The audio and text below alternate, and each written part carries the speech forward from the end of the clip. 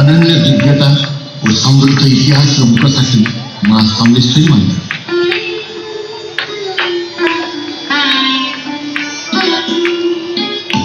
देवी समलेश्वरी संबलपुर आराध्य देवी माँ का नाम प्रख्यात संबलपुर नगर। प्रकृतिर अपरूप सुषमार भंडार अटे संबलपुर। चौहान वंशर बलराम देव थिले यार नृपवर। धनुर्धर वीर दिने जानते मृगा विनोदे एक अचंबित कथा दृश्यपटे हेले अवगत। कुकुर को संगे धरी राजा गले करने को शिकार।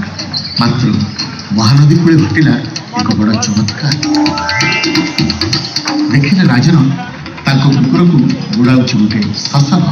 देखी यह आचंबित दृश्य राजा हे हतबाक।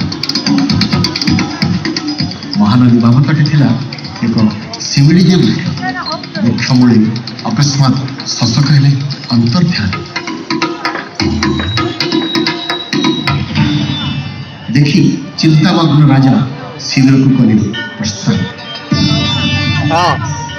निद्रा काले देखी राजा एक अद्भुत स्वप्न। उजागर होई राजा बसिले तुरंत देवी समलेश्वरी सपन कहले नदी पक्ष रही अछि मोदर रहुछि मुई एबे ताहारी मध्य। शिमिड़ी वृक्ष मूले मते करज स्थापन एथिपै मंदिर निर्माण कर हे राजा। स्वप्नादेश दे देवी अंतर्ध्यान है। निद्रा तेजी देवी को भाड़िले राजन। शिमिड़ी वृक्ष मूले राजा देवी समलेश्वरी करले स्थापन। शताब्दी शताब्दी धरी देवी होइछन्ति सेठारे आसीन। स्वप्नादेश अनुरूप राजा आरंभिले मंदिर निर्माण। मात्र समस्त उद्यम तांको होइराजी पंड।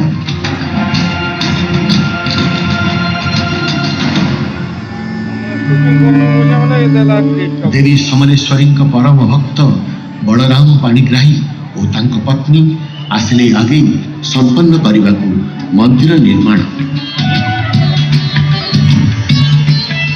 मूर्ति तोर दिव्यता और समृद्धिर प्राणवंत बरहा चिन्हित मुख भावी।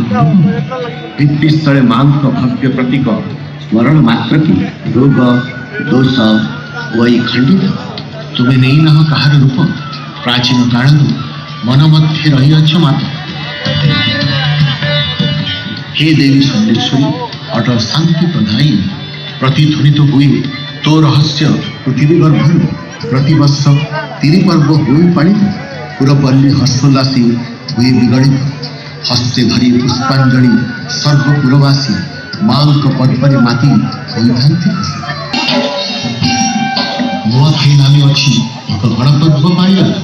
ए उत्सव एकत्रित होइथांती सर्व करी नवान्न अर्पण देवी समलेश्वरी ठारे आशीर्वाद लोड़ी था। समृद्धि हो अंचल।